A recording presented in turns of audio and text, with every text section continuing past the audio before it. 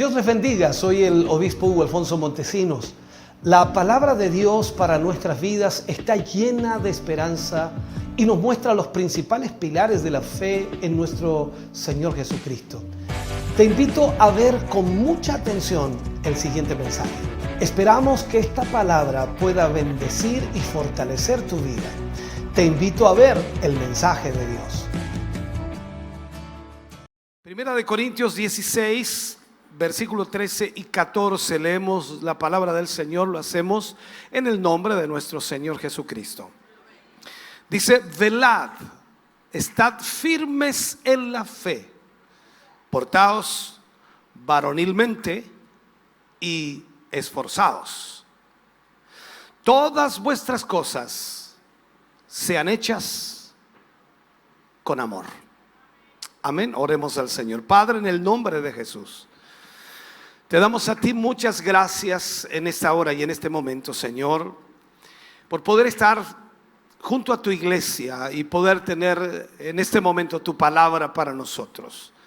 Te pedimos y te rogamos, Señor, que nos guíes, nos dirijas y nos ayudes, por sobre todo, para poder ministrar esta palabra a tu pueblo.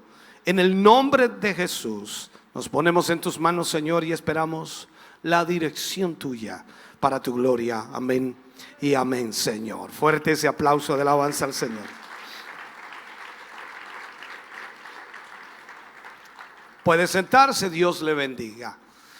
Vamos a hablar entonces acerca de las recomendaciones finales que Pablo da a los corintios. Finalmente entonces hemos llegado al último capítulo de esta hermosa primera carta del apóstol Pablo a los corintios. Para aquellos que han estado siguiendo domingo a domingo las temáticas, sin duda Dios les ha bendecido. Ahora, a lo largo de esta carta el apóstol respondió las preguntas, exhortó, corrigió incluso varios problemas de los que de acuerdo a lo que fue informado por la familia de Cloé, ellos le habían proporcionado sin duda la información, y Pablo entonces comienza a ministrar a la iglesia de los corintios, y a través de otras cartas que también por supuesto los mismos corintios le habían escrito, comenzó a responder. Ahora, en este capítulo 16 el apóstol toca el último tema que posiblemente también los corintios le habían consultado por medio de una carta, y era referente a la ofrenda para los pobres.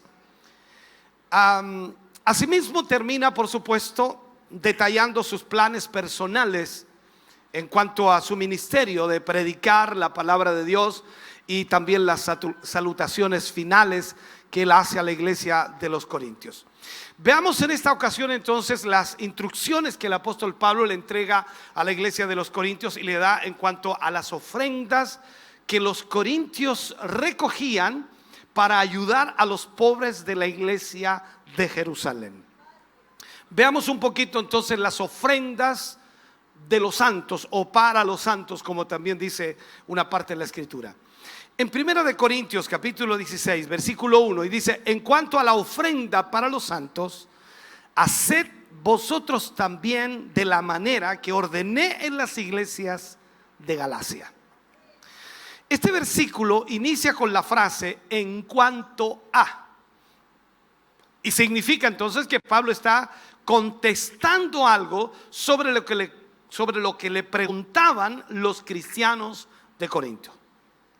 El tema es referente a las ofrendas de los santos, especialmente aquellas destinadas a ayudar a los pobres.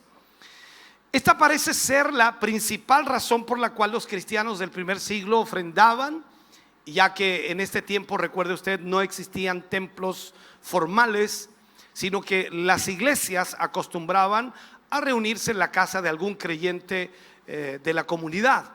Y por tanto no tenían necesidad de pagar, por ejemplo, el alquiler o el mantenimiento del edificio o otras necesidades relacionadas con lo mismo. Por lo tanto, ellos no recogían ofrendas para pagar la luz, el agua, el arriendo o con la construcción. A eso me refiero.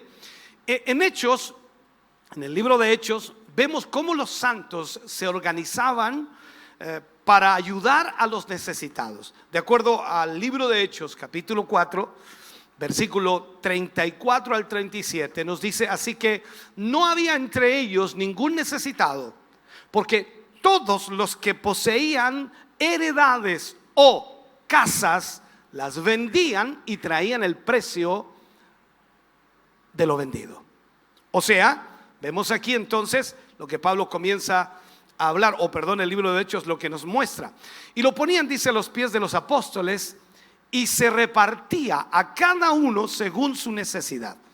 Entonces José, a quien los apóstoles pusieron por sobrenombre Bernabé, que traducido es hijo de consolación, levita natural de Chipre, como tenía una heredad, la vendió y trajo el precio y lo puso a los pies de los apóstoles. Aquí vemos entonces lo que la iglesia primitiva hacía con lo que era la ofrenda. Entonces, hay principios generales, por supuesto, en la Biblia para apoyar a los pobres en la iglesia. Y esos principios están establecidos para que de alguna manera toda iglesia pueda entender cómo debe hacer y cómo debe ayudar a los pobres. Una de las cosas era la distribución, y por supuesto una distribución de benevolencia, que se le podría llamar, que es una fuente potencial, y hoy día lo podemos ver como un conflicto de división también. Entonces la distribución de benevolencia traía conflictos muchas veces y traía división, y aunque ese trabajo lo realizaban los diáconos para de alguna manera prevenir tales problemas por medio de sus acciones sabias, inteligentes, guiados a través del Espíritu Santo, para no tener problemas entre los cristianos. Recuerden ustedes que en aquellos días, así como creció el número de los discípulos, tal como dice Hechos 6 del 1 al 7, así como crecía el número de los discípulos, hubo murmuración de los griegos contra los hebreos, de que las viudas de aquellos eran desatendidas en la distribución diaria. Entonces los 12, hablando de los apóstoles, convocaron a la multitud de los discípulos y dijeron: no es justo que nosotros dejemos la palabra de Dios para servir a las mesas. Buscad pues, hermanos, de entre vosotros a 7 varones de buen testimonio, llenos del Espíritu Santo y de sabiduría, a quienes encarguemos este trabajo. Y nosotros persistiremos en la oración y el ministerio de la palabra. Esto a mí me golpea tremendamente, porque una de las cosas que debemos analizar también es cuánto era la congregación.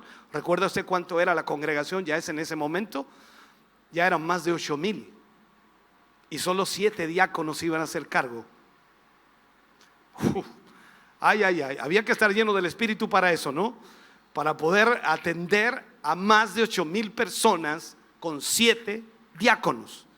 Aquí no sé cuántos tenemos, bueno, no importa. El punto es en el sentido que lo digo, es que los diáconos se iban a encargar de la distribución diaria, o sea, de ver que las personas necesitadas fueran atendidas de acuerdo a lo que la iglesia estaba haciendo en ese momento. Recuerde, vuelvo a recordarle que en ese tiempo las ofrendas se utilizaban para ayudar a los pobres. ¿Por qué? Porque no habían templos, no había que pagar alquiler, no había que pagar luz, no había que pagar agua, no estaba todo ese tipo de cosas que hoy día existen. Por lo tanto, las ofrendas iban directamente a los pobres. Entonces la iglesia tiene la obligación de ayudar verdaderamente al necesitado. Pero también agrego en esta frase: la iglesia tiene la obligación de ayudar al verdaderamente necesitado. Santiago 1:27 dice: la religión pura y sin mácula delante de Dios el Padre es esta: visitar a los huérfanos y a las viudas en sus tribulaciones y guardarse sin mancha del mundo. Entonces la iglesia tiene que discernir quiénes son verdaderamente necesitados. Aquí no se trata de pedir nada más, se trata de ver, de verificar si realmente son necesitados. Alguien dice: no, es que yo tengo una necesidad. Sí, pero voy a explicarle más adelante esto. Primera de Tesalonicenses, capítulo 4, versículo 11 y 12, dice: y que procuréis tener tranquilidad y ocuparos en vuestros negocios y trabajar con vuestras manos de la manera que os hemos mandado, a fin de que os conduzcáis honradamente para con los de afuera y no tengáis necesidad de nada. O sea, que lo que está diciendo aquí Pablo a los tesalonicenses, esto significa que todos deben trabajar, no ser flojos. Eso es lo que está diciendo Pablo. O sea, no se puede ayudar a un flojo. Es complicada la cosa. Entonces la iglesia tiene que discernir quiénes son los verdaderamente necesitados. Esto se puede plantear de esta manera: si puede trabajar para sostenerse a sí mismo, no se está realmente necesitado. O sea, si puede trabajar, si tiene dos manos y tiene su cuerpo bien, si puede trabajar, entonces realmente no es un necesitado. Y por supuesto debe proveer para los de su propia casa o para sus propias necesidades. ¿Me siguen esto, cierto? Veamos lo que dice Pablo a los tesalonicenses. Segunda de Tesalonicenses 3, versículo 10 al 12. Porque también cuando estábamos con vosotros os ordenábamos esto: si alguno no quiere trabajar, tampoco coma. Ahí está en la casa usted, el papá, la mamá, ¿no? Y el niño no quiere trabajar, el niño. Si alguno no quiere trabajar, tampoco coma. Porque oímos que algunos de entre vosotros andan desordenadamente, mire, no trabajando en nada, sino entremetiéndose en lo ajeno, más encima, flojos y cahuineros. O sea, llevándolo a nuestro tiempo, ¿me entiende? A los tales mandamos y exhortamos por nuestro Señor Jesucristo que trabajando sosegadamente coman su propio pan. Buen consejo de Pablo, ¿no? Así vaya aprendiendo eso. Primera de Timoteo 5:8, Pablo da otro consejo aquí: porque si alguno no provee para los suyos, y mayormente para los de su casa, ha negado la fe y es peor que un incrédulo. O sea, hermano querido, si tú eres dueño de casa, eres el sacerdote de la casa, ¿cierto? Porque a eso nos encanta a nosotros: yo soy el sacerdote de la casa. Sí, tienes que proveer para los tuyos entonces. Porque si no provees para los tuyos, entonces eres peor que un incrédulo. Y más encima has negado la fe. Veamos esto. Si alguien puede ser apoyado por su familia, no está realmente necesitado. ¿Usted tiene familia? ¿Cierto? ¿Tiene hijos? ¿Tiene padres? ¿Tiene hermanos? ¿Tiene hermanas? O sea, en el fondo, la familia, si alguien está necesitado en la familia, debiera apoyarlo. Entonces, si alguien puede ser apoyado por su familia, no está realmente necesitado y no debiera ser sostenido por la iglesia. Por eso Pablo marca muy claramente que a quienes hay que ayudar: a las viudas. ¿Cuándo? Cuando una viuda no tiene más familia. Pero si tiene hijos, recuerde usted en la Biblia, hemos predicado acerca de eso. Cuando una mujer queda viuda y le iban a quitar los hijos, no tenía cómo sustentarse. En otras palabras, nadie le iba a poder sustentar. Esto es lo mismo. O sea, si usted está viuda y tiene hijos, ¿quiénes deben apoyar a esa viuda? Los hijos. Todos me miran y yo los miro. Así nos miramos. Entonces, esto tiene que aprenderse. Si alguien puede ser apoyado por su familia, no está realmente necesitado. ¿Por qué? Porque debería ser apoyado por su familia, no por la iglesia. ¿Ok? Entonces usted me va a decir a mí: pastores, que yo he pedido y no me han ayudado. ¿Tiene familia? Sí, ayúdele a la familia. Primera de Timoteo 5, 3 y 4. Mire, confirmo esto. Pero si alguna viuda tiene hijos o nietos, aprendan estos primero a ser piadosos para con su propia familia. y a recompensar a sus padres, porque esto es lo bueno y agradable delante de Dios. Así que nietos, ayuden al abuelito y a la abuelita. No anden cargándole la mata al pastor y dicen: pastor, mi abuelita está necesitada. Que me encantan estos temas, amigos, son entretenidos, porque todos quedan en silencio, así como dicen. ¡Ah! Ahora, aquellos que son apoyados por la iglesia, mire, esto es bueno, interesante. Aquellos que son apoyados por la iglesia deben hacer alguna retribución al cuerpo que es la iglesia. Mire lo que dice 1 Corintios 9, versículo 9 al 12. Porque en la ley de Moisés está escrito: no pondrás bozal al buey que trilla. ¿Tiene Dios cuidado de los bueyes o lo dice enteramente por nosotros? Pues por nosotros se escribió. Porque con esperanza debe arar el que ara, y el que trilla con esperanza de recibir del fruto. Si nosotros sembramos entre vosotros lo espiritual, es gran cosa si segaremos de vosotros lo material. Si otros participan de este derecho sobre vosotros, ¿cuánto más nosotros? O sea, Pablo está diciendo: perfecto, podemos ayudar a los hermanos, pero esos hermanos tienen que colaborar con la obra de Dios. O sea, tú no puedes ayudar a alguien en la iglesia y esa persona no hace nada en la iglesia.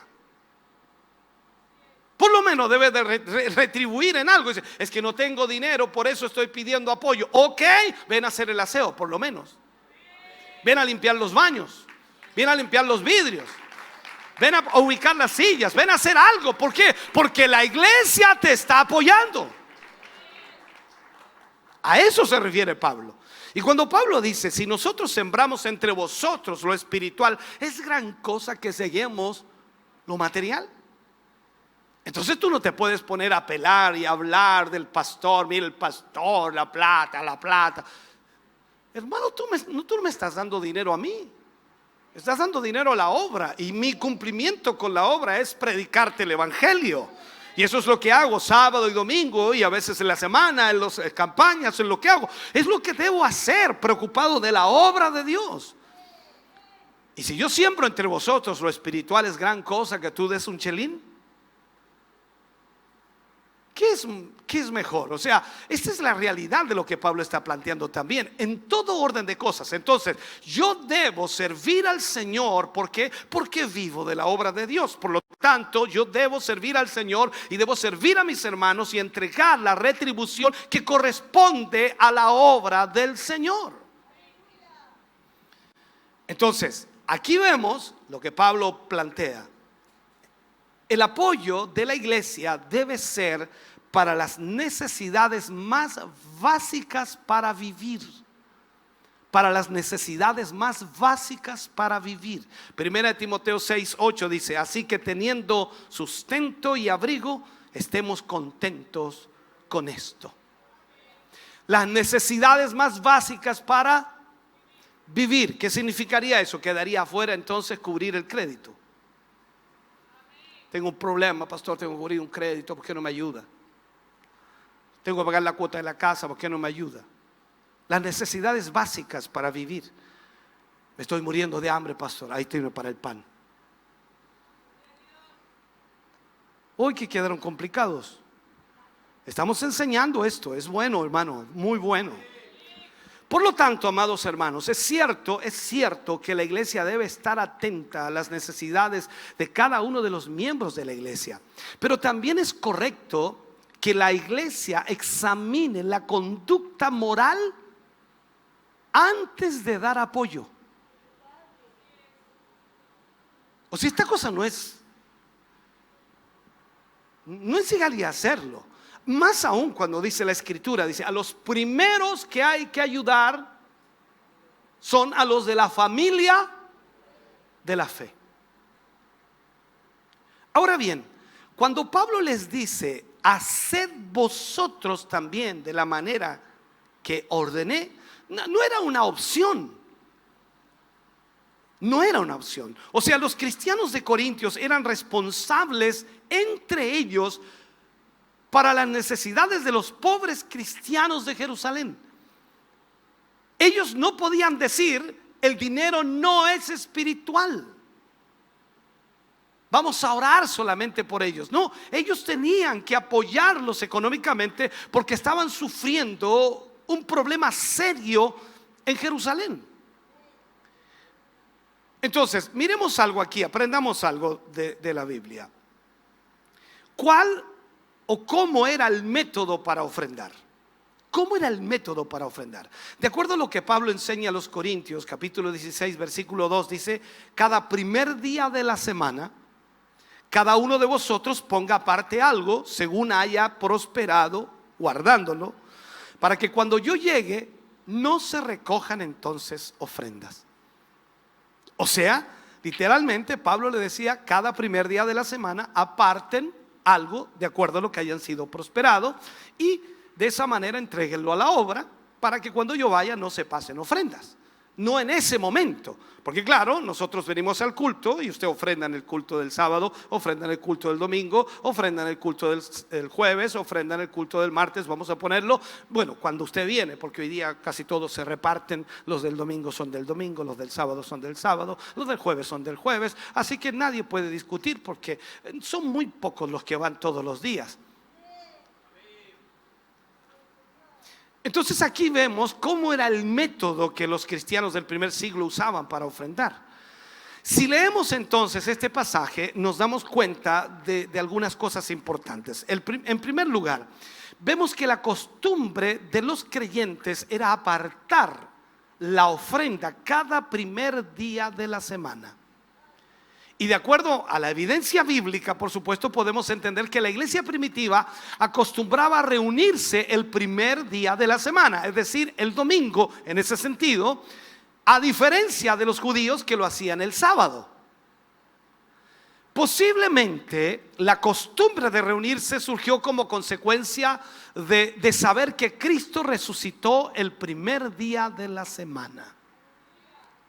En segundo lugar, vemos que no había una cuota fija, no había una cantidad especificada, no había tampoco un porcentaje específico. No era que cada uno tenía que entregar cierta cantidad de dinero, sino cada uno daba conforme había sido prosperado. Obviamente, el principio era dar por generosidad, por agradecimiento a los favores dados por Dios. Y esto nos lleva, por supuesto, al tercer principio básico al momento de ofrendar, ya que debe ser por generosidad. Debe desprenderse de un corazón agradecido. Es como su corazón, ¿no? Usted está agradecido con Dios. Me imagino cómo debe ser su ofrenda. Deben estar todos callados hoy día. Segunda de Corintios 9, versículos 6 al 11. Pero esto digo: el que siembra escasamente, también segará escasamente.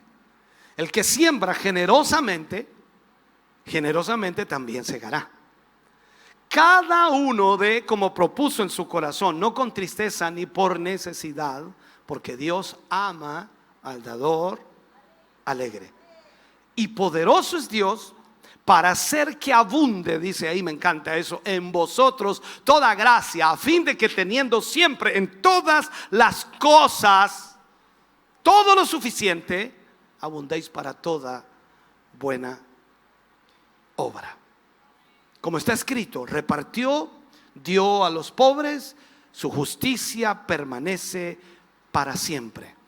Y el que da semilla al que siembra y pan al que come, proveerá y multiplicará vuestra sementera y aumentará los frutos de vuestra justicia, para que estéis enriquecidos. Mira, para que estéis ¿cómo? Enriquecidos en todo, para toda liberalidad, la cual produce por medio de nosotros acción de gracias a Dios. En resumen, entonces, podemos ver cómo la iglesia primitiva acostumbraba a apartar su ofrenda el primer día de la semana. Apartaban conforme habían sido bendecidos, y Y lo hacían por agradecimiento, sabiendo por supuesto que así como se siembra, así también se cosecha. Recuerda lo que Jesús le dice a Pedro en un momento: todo lo que hagáis por la obra de Dios no quedará sin recompensa. No se preocupe, usted no tiene contabilidad en eso, porque claro, usted viene a un culto y ofrenda y no sabe cuánto ofrendó, no se acuerda, después al otro, el otro. Dios arriba tiene todo anotado. Mira todo lo que lleva en el año. Mira es lo que lleva en la semana. Mira es lo que ha dado para la obra de Dios. Ahora, la cantidad, hermano querido, no es tan importante como la disposición del corazón. Esto es una realidad. Ahora, la pregunta que ya está saliendo en su mente, y la leo en algunas mentes y los rostros los veo: ¿cómo eran manejadas las ofrendas en el tiempo de la iglesia primitiva? Esa es la pregunta, ¿cierto? Esa es la pregunta que tenía usted. ¿Cómo se manejaban las ofrendas? Esa cosa quiero saberla yo, porque es importante saber cómo se manejaban las ofrendas para ver cómo las manejan aquí. Primera de Corintios 16, versículos 3 y 4 dice: cuando haya llegado a quienes hubierais designado por carta, a estos enviaré para que lleven vuestro donativo a Jerusalén. Y si fuere propio que yo también vaya, irán conmigo. Finalmente vemos entonces cómo en este pasaje las ofrendas de los santos eran manejadas en la iglesia. Vemos aquí esto. Lo primero, el apóstol les decía que guardaran las ofrendas hasta su llegada. ¿Para qué? Para que entonces se recoja todo lo que se había recolectado en todos los primeros días de la semana, que pueden haber sido meses, no lo sé. Luego debían ser administrados por hombres fieles que se aseguraran, por supuesto, de que se les diera el uso para el cual había sido recogida. De esta forma, entonces, la iglesia se aseguraba que las ofrendas no fuesen primero malgastadas o usadas para fines egoístas de una sola persona, sino que existía un grupo pequeño de hermanos fieles que garantizan su uso correcto. Es como acá, tenemos una tesorería y el pastor es el tesorero principal. No, yo no tengo nada que ver con la tesorería. Hay hermanos en la tesorería. ¿Cuántos hermanos son? ¿O hermanas? ¿Cuántos son? 10 hermanos y hermanas que están preocupados de la tesorería. Ellos reciben sus ofrendas, ellos reciben sus diezmos, ellos reciben sus aportes, y ellos van teniendo todo el registro, van pagando lo que se debe pagar: luz, agua, van pagando arriendos, van pagando por supuesto los sueldos, van pagando todo lo que corresponde a la obra del Señor. Ellos manejan eso. Yo no tengo nada que ver con eso, solo me piden dinero cuando les falta. Pero nunca les pido yo dinero a ellos. ¿Por qué? Porque en el fondo la verdad es que ellos manejan los dineros de las ofrendas. Entonces, la Biblia nos enseña a nosotros que esa es la manera. Yo entiendo que algún pastor comenzando la obra, él va a tener que hacerse cargo porque quizás tiene 2, 3, 4 hermanitos. Pero una vez que ya va creciendo la obra sobre 10, ya tiene que tener un tesorero. Ojalá que no se llame Judas, pero tiene que tener un tesorero. ¿Para qué? Para que haya, por supuesto, la claridad en eso. Y toda iglesia debe ser trabajada de esa manera. No puede ser el líder el que maneje los dineros, sino que siempre tiene que haber una tesorería, porque la Biblia nos enseña que debe ser así. Entonces, en este sentido, todo debe ser usado correctamente. Pablo quería un representante de los cristianos de Corinto para ayudar a llevar el regalo a Jerusalén. O sea, un testigo, como dice alguien por ahí, que fuera desde Corinto y se diera cuenta que de verdad entregaban las ofrendas a la iglesia de Jerusalén. No sé si me entiende. Entonces los cristianos de Corinto podían escoger a su propio representante, y Pablo hizo esto para ser irreprochable en el asunto financiero. O sea, que nadie tuviera que apuntarlo con el dedo. Dice: para mí que se corrió con la plata, ¿cierto? Usted sabe, los clubes deportivos, los centros sociales, las postulaciones a casa, se perdió la plata. ¿Y quién se llevó? No, se perdió la plata. Entonces, no, eso no puede ser acá. Tiene que haber todo un orden. Y yo se lo he dicho un montón de veces a los hermanos. ¿Usted quiere saber cómo se ocupan los dineros? Vaya a tesorería, usted es miembro, usted diezma, usted ofrenda. Vaya a tesorería, pregunte. Ellos tienen todo ordenado ahí mes a mes. Pueden mostrarle todos los gastos, pueden mostrarle todos los ingresos, no hay problema. ¿Por qué? Porque ellos manejan eso. Me envían un informe todos los meses a mí, los primeros días del mes. Me informan de todos los ingresos, los egresos, lo faltante. Es entretenido ver esos informes. Entonces ahí es donde vemos cómo Dios de alguna manera en su misericordia y bondad está obrando. Pero eso tiene que ser muy claro porque la Biblia nos enseña que es así. Ahora, los planes de Pablo para visitar a las iglesias eran muy especiales. Pablo hacía planes para poder visitar a las iglesias constantemente y poder hacer una ronda, como le llamamos nosotros, y pasar por las iglesias a ver cómo estaban. Primero espiritualmente, segundo económicamente, o en fin, todas las formas que ellos tuvieran para revisar. Y en 1 Corintios 16, versículos 5 al 9, ahí Pablo habla de esto. Dice: iré a vosotros cuando haya pasado por Macedonia, pues por Macedonia tengo que pasar. Y podrá ser que me quede con vosotros, o aún pase el invierno, para que vosotros me encaminéis a donde haya de ir. Porque no quiero veros ahora de paso, pues espero estar con vosotros algún tiempo, si el Señor me lo permite. Pero estaré en Éfeso hasta Pentecostés, porque se me ha abierto puerta grande y eficaz, y muchos son los adversarios. Por las palabras entonces que Pablo plantea aquí, pareciera que Pablo está en Éfeso, ya que por el momento su ministerio había estado dando grandes frutos en esta ciudad, aunque no sin oposición. Pablo dice: se me ha abierto puerta grande y eficaz, pero muchos son los adversarios. Es una cosa contraproducente para nuestra mente, porque dice, bueno, por una parte hay una bendición y por otra parte están los adversarios. Dice, pero ¿cómo eso? ¿Estamos en bendición o estamos en guerra? ¿Qué piensa usted? Siempre ha sido así la obra de Dios. Cuando Dios quiere hacer algo grande, siempre habrá una bendición, pero también habrá una lucha, pero terrible, espiritual. Siempre será así.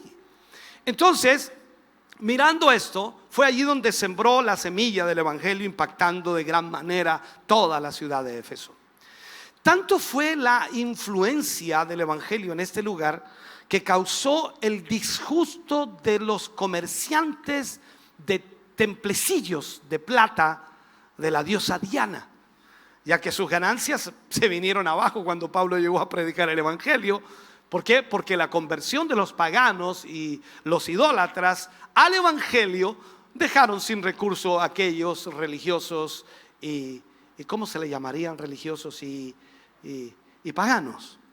Entonces la predicación del evangelio no solo afectó el comercio pagano, sino también muchos que practicaban la brujería se convirtieron trayendo sus libros, quemándolos en hogueras. Increíble.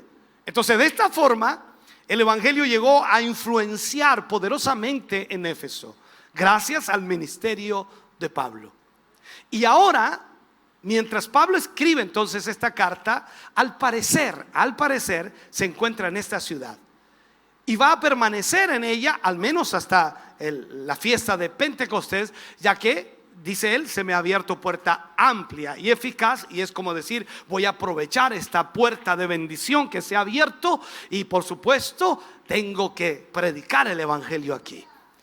Sin embargo, pensaba él ir a los Corintios, pasando por supuesto a pie por la región de Macedonia. Recuerde que en ese tiempo o era en mula, caballo o a pie. Hoy día, si usted no va en una camioneta nueva, no va. Si no lo traen en bus, no viene. Si no tiene el auto bueno, no viene. Nadie dice amén hoy día. ¿A dónde están ustedes aquí?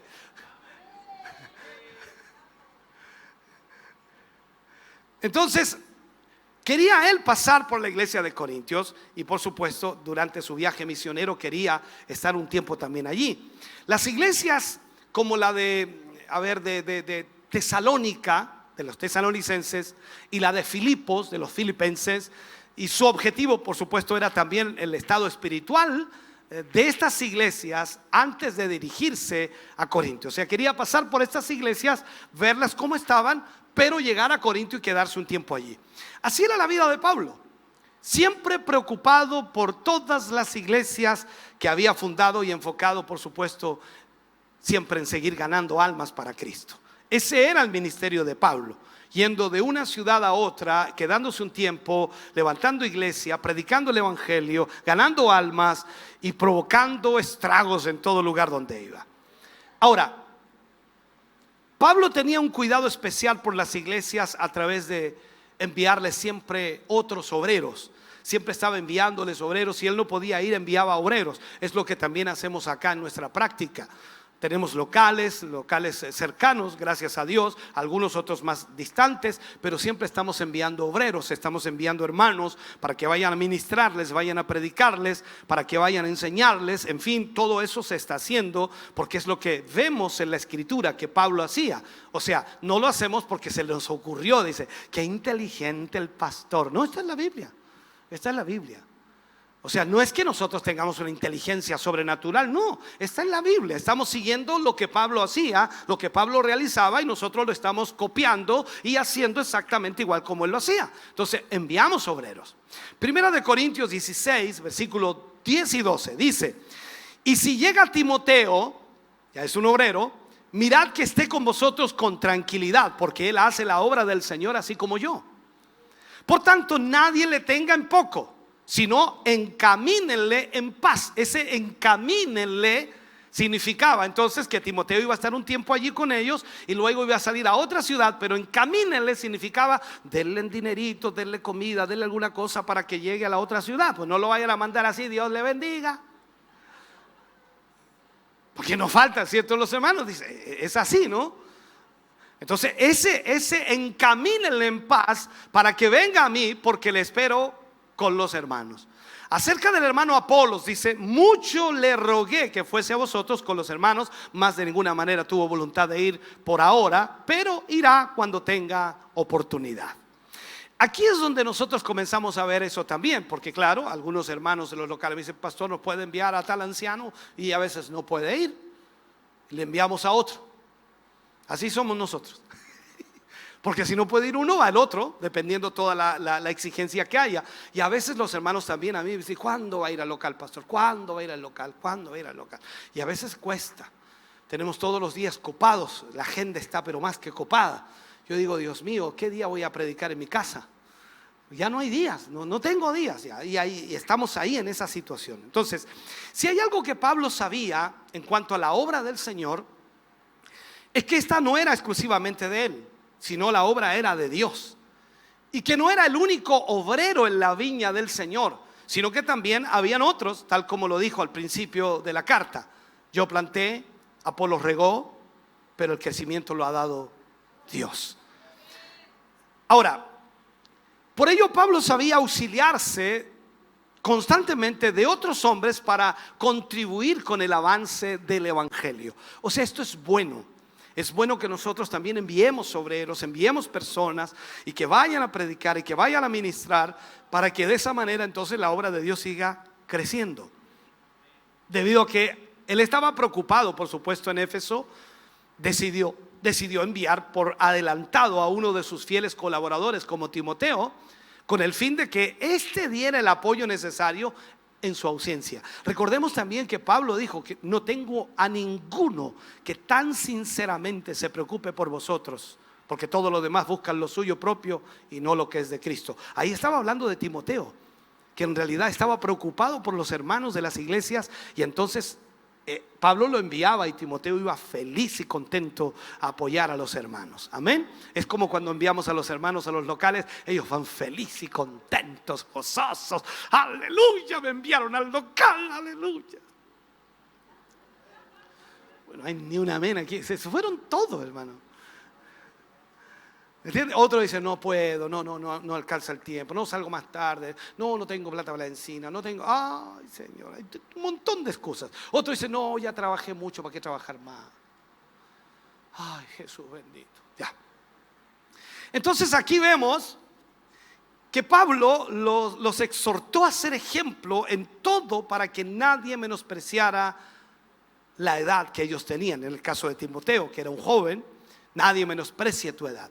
Ahora, en general, le enseñó cómo ser buen ministro del Señor a través de una serie de consejos que quedaron, por supuesto, registrados en primera y segunda de Timoteo. Estas son cartas netamente pastorales en donde nosotros aprendemos cómo poder ser buenos pastores allí. Y con el tiempo, por supuesto, llegó a convertirse Timoteo en el obispo de la iglesia de Éfeso. O sea, todo gracias a la instrucción de Pablo. Timoteo fue el pastor y obispo de la iglesia de Éfeso. Por eso ahora estaba entonces confiándole una tarea más, que fuese a visitar a los de Corinto para que viese cómo estaban espiritualmente y para que en su ausencia entonces pudiera ministrarlos delante del Señor. No obstante, también le pide a los corintios que salgan a recibirlo para que éste se sintiera cómodo con ellos. O sea, que no lo estuvieran esperando así. Nosotros esperábamos a Pablo. ¿Y usted qué viene a hacer acá? ¿Por qué viene aquí, mi hijo? Te estoy poniéndome centroamericano ya. He hablado con tantos centroamericanos que ya estoy hasta centroamericano ya. Entonces también el apóstol intentó convencer a otros de sus colegas llamado Apolos que fuese a Corinto para fortalecer los ánimos de los creyentes, pero lamentablemente este no quiso ir. Eso es lo que Pablo plantea. No hay nada que sacarle aquí más, ni agregarle. Simplemente dice él, no estaba de buen ánimo para ir. O sea, no quiso ir. Y pasa a veces que algunos tampoco quieren ir.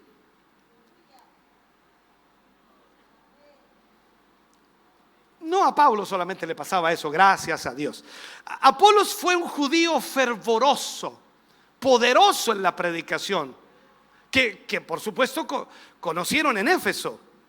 Así que Apolo llegó a ser un ministro del evangelio y ahora Pablo le pedía su ayuda. ¿Para qué? Para apoyar a la iglesia de Corinto, pero lamentablemente no pudo convencerlo porque él tenía otros planes, tenía en mente otras cosas. Pero les dice que cuando tenga tiempo los va a visitar. Igual deja la puerta abierta, dice, así que cuando tenga tiempo los va a visitar. En general, podemos ver cómo Pablo no solo se esforzaba por anunciar el evangelio por sus propios medios, sino que se auxiliaba de otros consiervos para ese fin. Tal y como lo hizo con Timoteo al dejarlo como obispo en Éfeso, o Tito dejarlo como obispo en Creta, Filemón, que llegó a ser uno de los encargados de Colosa, Priscila y Aquila, los cuales ayudaron durante su tercer viaje misionero. Así entonces el apóstol Pablo supo rodearse de otros hombres y mujeres que le ayudaron a predicar de Cristo. ¿Cuáles son entonces las palabras finales de Pablo? Es como una exhortación a permanecer fieles. Eso es lo que Pablo les habla allí. En 1 Corintios 16, 13 y 14 dice: velad, estad firmes en la fe, portaos varonilmente y esforzados. Todas vuestras cosas sean hechas con amor. Pablo aquí no puede despedirse sin antes exhortar a los creyentes a permanecer fieles en los caminos de la fe. Especialmente porque la vida cristiana no es fácil. ¿Para cuántos la vida cristiana es fácil aquí? Es una controversia de repente leer, ¿no? Cuando leemos las palabras de Jesús, cuando dice todos los que estéis cargados y trabajados, venid a mí, yo os haré descansar. Y luego la frase aparece, dice: tomad mi yugo sobre vosotros, porque mi carga es fácil y ligera. Y yo la he tomado y no es tan ligera, no es tan fácil. No sé si a usted le pasa lo mismo. No sé, cuando usted aceptó al Señor y comenzó a llevar la carga del evangelio en su vida, porque claro, una cosa es llevar la carga del evangelio, otra cosa es que el evangelio lo lleve a usted. Me explico en este punto porque es importante aclararlo. Algunos los lleva el evangelio, Otros llevan el evangelio. Y esto es como decir, estoy empujando el auto porque no anda. Así estamos, los que llevamos el evangelio, empujando. Y los que los lleva el evangelio van arriba. Ellos no se bajan a empujar.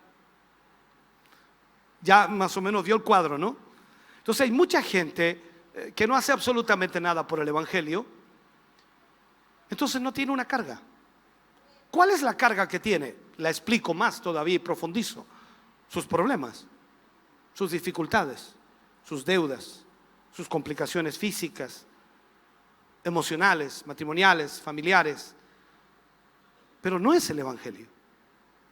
Entonces ahí es donde está la gran diferencia. Sé que hay muchas cosas que pueden ser consecuencia de predicar el evangelio.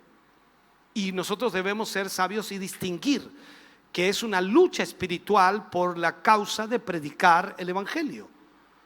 Pero hay muchas cosas que nosotros las hemos provocado sin el evangelio.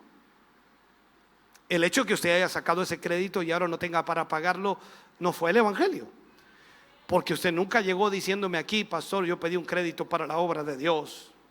No, lo pidió para usted, para comprarse algo, el auto, la casa, muebles, ropa, viaje, no sé. Y ahora está pagando, ¿no? Y está atrasado. Y dice, ayúdeme a orar, pastor, para que el Señor me ayude. ¿Fue por el evangelio? ¿Por qué silencio? ¿Por qué silencio? Está complicado. Termino aquí mejor, ¿cierto? Porque si no se va a poner más complicado. Viene lo más difícil. Siempre dejamos lo mejor para el final. Ahora, miremos esto. Pablo aquí puede despedirse. Y al despedirse, por supuesto, exhorta a todos los de Corintios para permanecer fieles. Especialmente porque sabe, como dije, que la vida cristiana no es fácil. Y por ello entonces ordena que desarrollen ciertas virtudes que les puedan ayudar a ese fin. En primer lugar les manda que velen. Es como velad y orad. Que velen. Es como usted está velando. O sea, está atento, está despierto, está consciente. Usted sabe el tiempo que estamos viviendo. Usted sabe por qué estamos como estamos. ¿Por qué estamos luchando tanto? ¿Por qué hay tanta presión espiritual? ¿Por qué? Porque tenemos que estar velando. Sabemos lo que estamos viviendo. Ahora, la palabra velar se traduce del griego gregoreo, algo así se pronuncia. Y hace referencia a alguien que vigila y está alerta, está atento. Ahora, no es la primera vez que en la Biblia se nos exhorta a los cristianos a velar. De hecho Pedro alienta a los creyentes a ser sobrios y velar, porque tenemos un enemigo poderoso que nos destruirá si nos descuidamos. Entonces usted no puede descuidarse. Usted sabe que hay una lucha espiritual, y esa lucha espiritual se va a acrecentar, se va a agrandar si nosotros no tenemos cuidado. Entonces debemos estar constantemente velando. Ahora, nuestro Señor Jesucristo exhortó a sus discípulos a velar porque no sabrían la hora y el día de su regreso. También les exhortó a velar para que no entren en tentación. O sea, por tanto, todos los cristianos tenemos que mantenernos siempre alertas. No confiarnos. No te confíe, hermano. Me acordé de algo. No te puedes estar confiando, creyendo que no, yo soy el super hermano. Usted dice, la super hermana, a mí no me entran balas. No te estés confiando. Siempre alertas. No podemos descuidarnos espiritualmente, ya que los días son difíciles. Y por ello entonces tenemos que velar en todo momento. Segundo, Pablo les pide a los corintios que estén firmes en la fe. ¿Cómo está su fe hoy? Está re mal, ¿eh? Está re mal. O sea, ¿cómo está su fe hoy día? O mejor hago la pregunta bien para que haya un amén fuerte. Dice, ¿está firme su fe? Hoy algunos como que gritaron ya como, ¡oh! La palabra firme proviene del griego esteco, que sugiere que algo que está bien o bien anclado es difícil de mover. Y esto es lo que se espera, por supuesto, de cada cristiano: el permanecer bien anclado en la fe de Cristo, con el fin de ser constantes, perseverantes en medio de cualquier dificultad.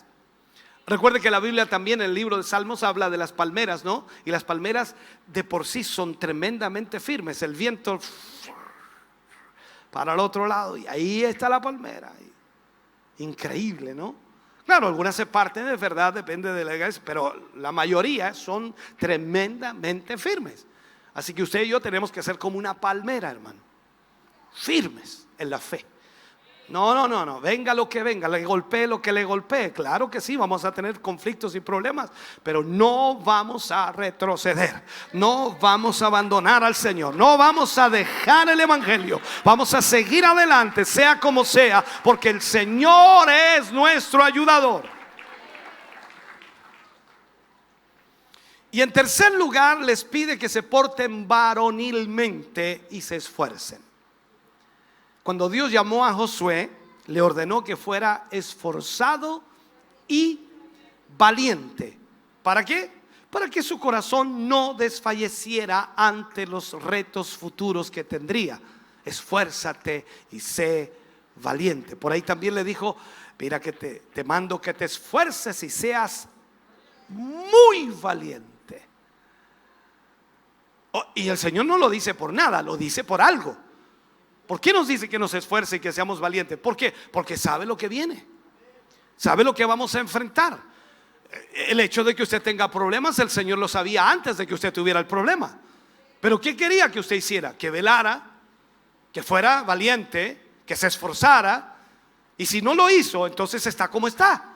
Entonces nosotros debemos entender que Dios nos llama a estar alertas y saber que en cualquier momento nuestra vida va a ser sacudida por algo. Esto es como los terremotos. ¿Sabe usted cuándo viene el próximo terremoto?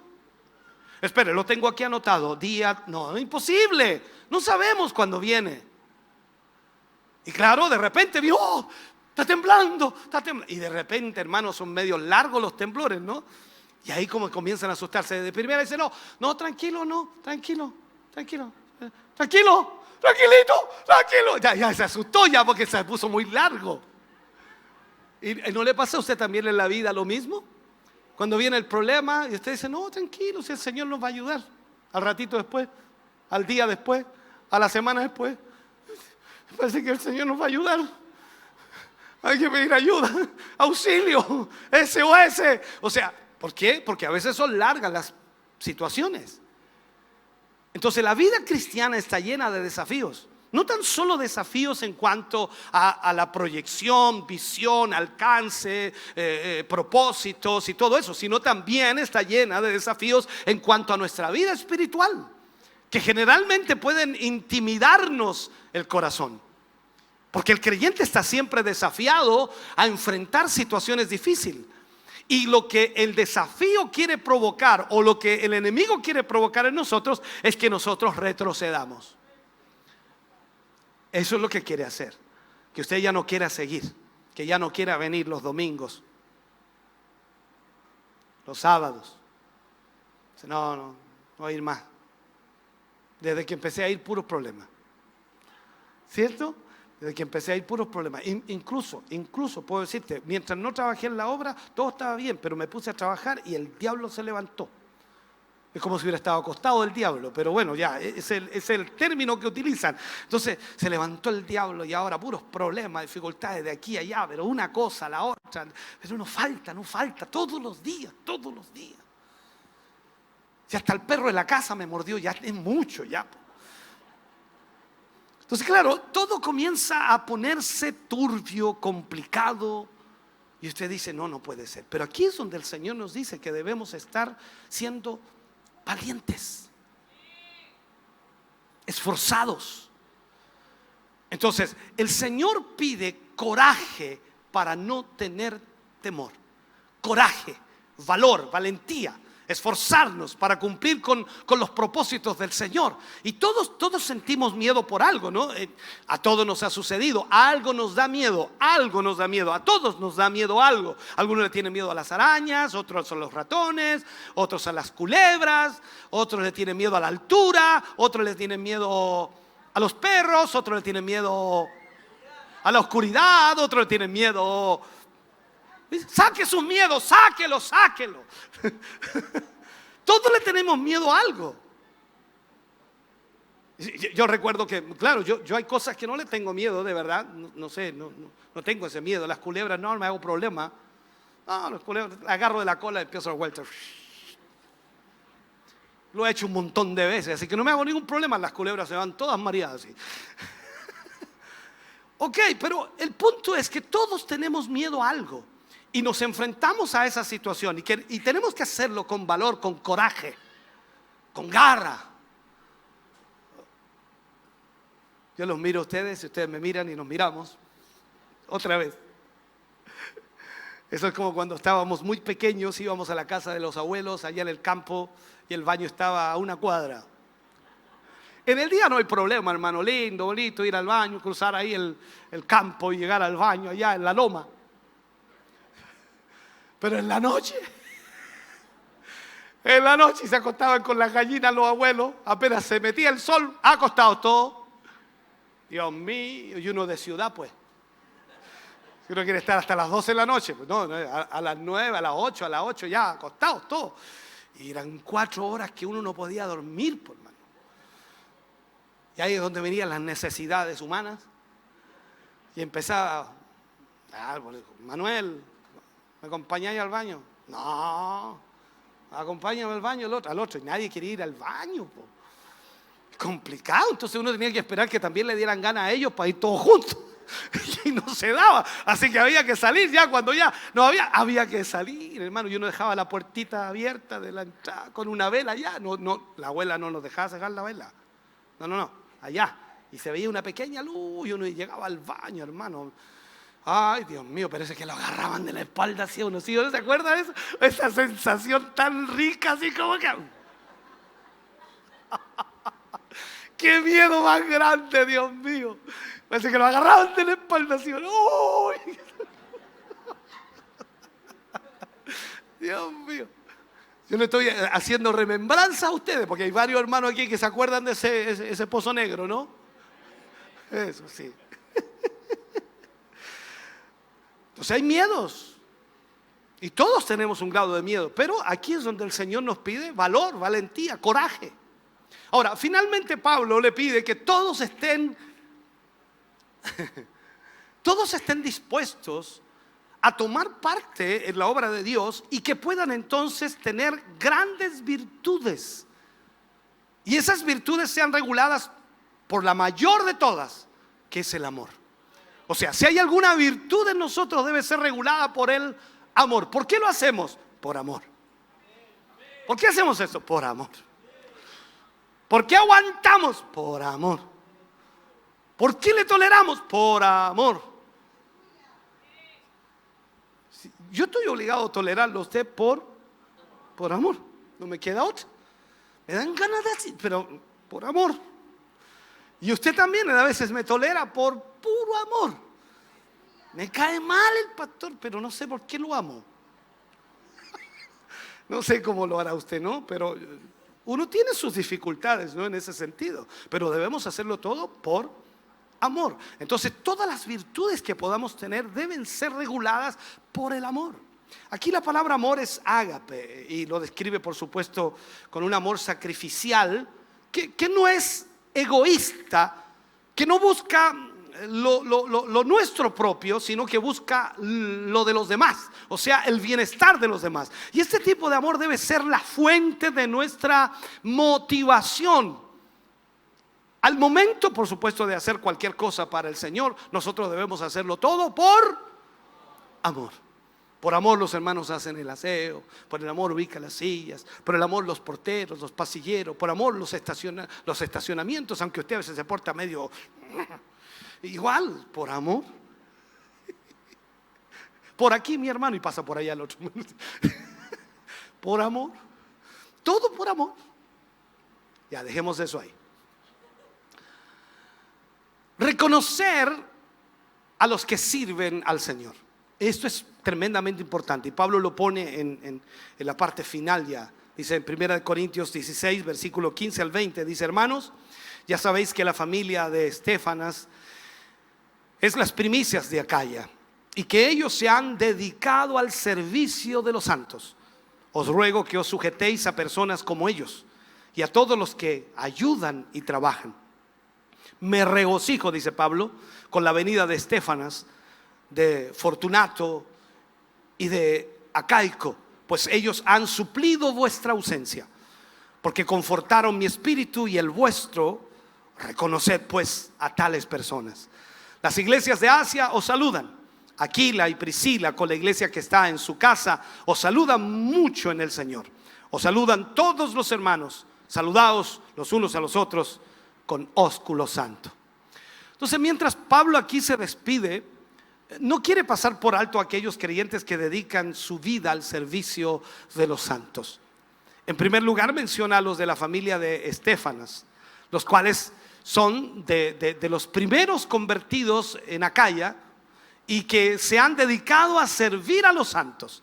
O sea, esta familia fue bautizada por el mismo Pablo, y junto a otros cristianos se había dedicado, por supuesto, no solo a trabajar en pro de los cristianos, sino también habían apoyado a Pablo en su ministerio constantemente. Y por ello, entonces Pablo los anima a que se sujeten a personas como estas, gente que trabaja en la obra de Dios, que sirve a los demás. De igual forma, el apóstol hace referencia a los santos que trabajan en Asia, de los cuales Aquila y Priscila resaltan entre los obreros que él menciona. Priscila y Aquila, recuerde usted, era un matrimonio ejemplar que se había dedicado al servicio de la obra de Dios, y por supuesto a estos los conoció en Corinto, donde se unió con ellos en este noble oficio. Este matrimonio, Priscila y Aquila, era principal entre los servidores de Dios, a tal punto que la iglesia se reunía en su casa. Y el apóstol, por supuesto, reconoció su gran contribución en su ministerio. Durante el primer siglo, la iglesia no tenía templos. Los primeros 100 años de la iglesia no tenía templos.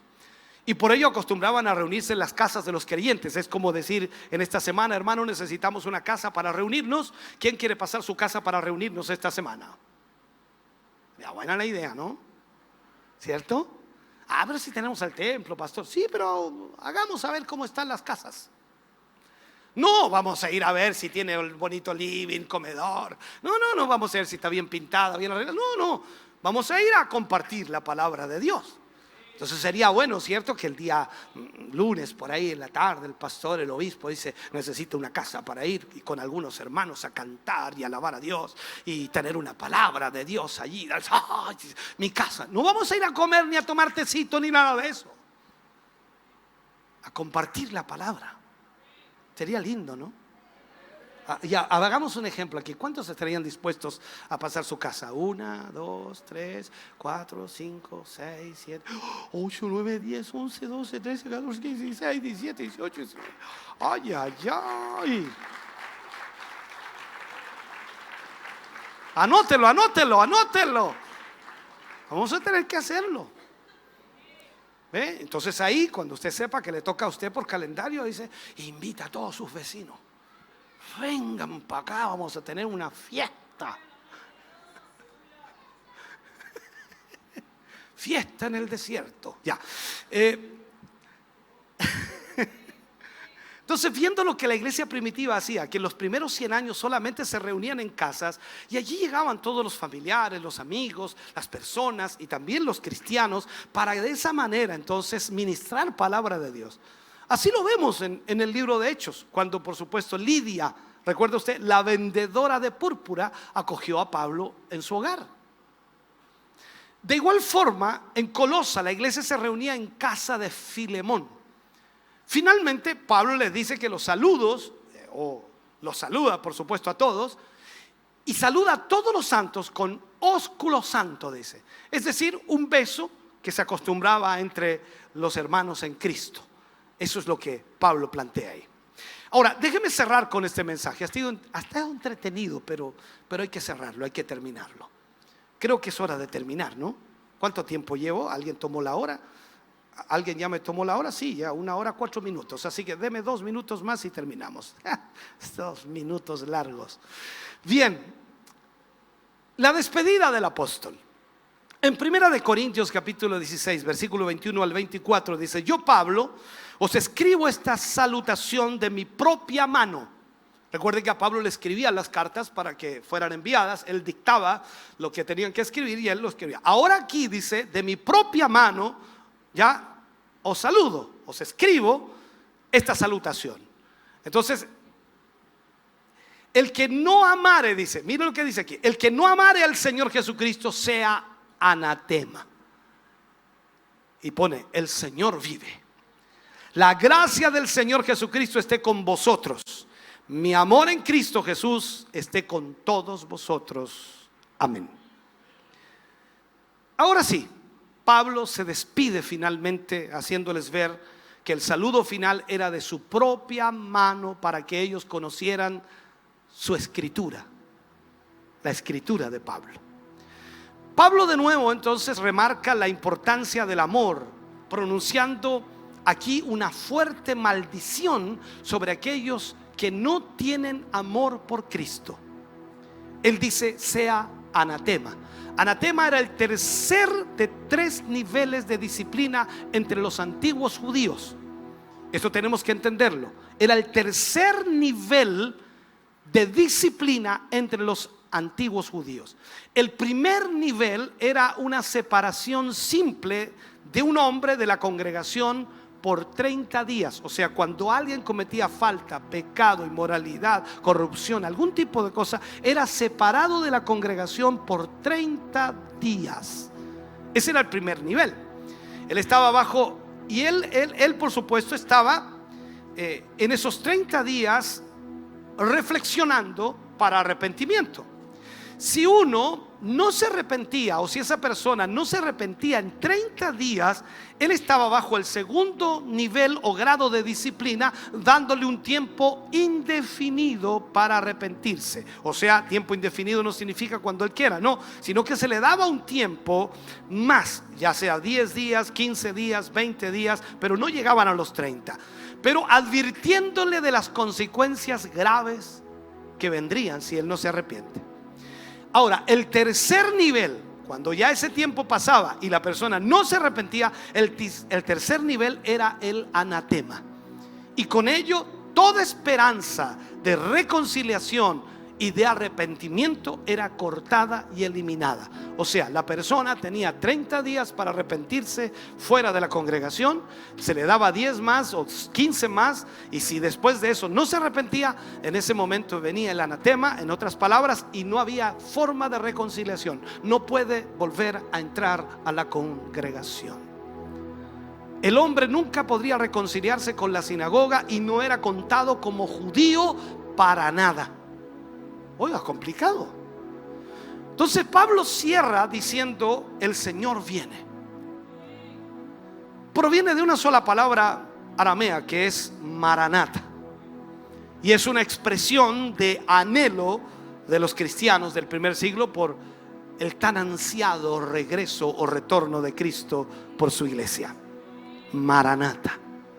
Ahora, de esta forma termina, por supuesto, esta maravillosa carta inspirada por el Espíritu Santo, la cual es de gran bendición. Hoy en día, para la iglesia del Señor, esta carta es extraordinaria. A pesar de que tuvo que reprender a los corintios, y lo hizo fuertemente, era el amor de Pablo, tanto por Jesús, por su iglesia, lo que hizo tan grande al apóstol. El amor que había en él, expresado a través del servicio humilde, nos hace grandes en el reino de Dios. Finalmente el apóstol Pablo se despide y sella su carta con un amén. Mi amor en Cristo Jesús esté con todos vosotros. Amén. Póngase de pie, por favor. Póngase de pie. Hemos terminado toda esta serie de Corintios y cada tema ha tenido un tópico especial y un enfoque especial. Si usted me pregunta si pudiéramos profundizar mucho más, claro que sí. Se puede profundizar mucho más aún. Pero también entendemos que al profundizar mucho más, muchos de ustedes no entenderían en totalidad lo que Dios está planteando. Y siempre tratamos en lo posible de que la palabra de Dios sea clara, concisa, directa para cada uno de los hijos de Dios. Y a medida de que la palabra de Dios es predicada, aprendemos, conocemos, entendemos lo que Dios quiere de nosotros. Yo deseo con todo mi corazón que Dios le haya bendecido en toda esta serie. Seguramente tomaremos otra serie más, seguramente el libro de Efesios, más adelante quizás segunda de Corintios. Iremos tomando otras series que son importantes para marcar lo que la palabra de Dios nos enseña. Es la palabra la única guía para nuestra vida espiritual. No tenemos otra cosa. Si nosotros tratamos de predicar por nuestra propia cuenta de lo que creemos o pensamos, desvariaremos y sencillamente le desviaremos. Pero la palabra de Dios nos mantiene en la línea, nos mantiene en el propósito, en la voluntad de Dios. Por lo tanto, yo espero con todo mi corazón que Dios le haya bendecido en estos temas. Están allí en la página. Usted puede revisar una y otra vez, estudiarlos, oírlos, verlos, leerlos. Por lo tanto, usted podrá ser muy bendecido a través de ello. Esperamos sea así. Les invito a orar. Incline su rostro. Padre, en el nombre de Jesús, en esta hora, Señor, te damos a ti muchas gracias. Hemos tocado varios tópicos en este mensaje, Señor. Este libro de Corintios nos ha dejado, Señor, una gran y profunda enseñanza. Hoy te agradecemos, Señor, por tanto amor y tanta misericordia. Te agradecemos, Dios mío, porque hemos podido, junto a tu iglesia, junto a la congregación, recibir la instrucción a través de tu palabra. Y tal como Pablo lo enseñaba, Señor, a través de la carta escrita, él nos decía: velad, estad firmes en la fe, portaos varonilmente y esforzaos, y que todas nuestras cosas sean hechas en amor. Padre, ayúdanos, porque no hay duda, Señor, que la presión y las situaciones que vivimos diariamente son a veces insostenibles, a veces son imposibles de sobrellevar. Nuestra vida, Señor, está muchas veces bloqueada ante el orgullo, ante los pensamientos liberales, ante la idea, Señor, de un evangelio diferente. Pero solo tu palabra es la que nos puede, Señor, llevar a entender lo que debemos hacer. Ayúdanos para ser valientes. Ayúdanos, Señor, para ser hombres y mujeres esforzados, para guardar nuestra fe, para que toda nuestra conducta, Señor, sea hecha en amor. Gracias por esta palabra hoy y por esta instrucción. Bendecimos las vidas de tus hijos y de tus hijas hoy, para tu gloria. Amén y amén, Señor. Den ese aplauso de alabanza al Señor. Estamos contentos de que hayas visto y escuchado este mensaje. Creo con todo mi corazón que Dios le ha bendecido. Quiero invitarles a suscribirse a mis redes sociales, donde tenemos contenido que le ayudará a alimentar su vida espiritual.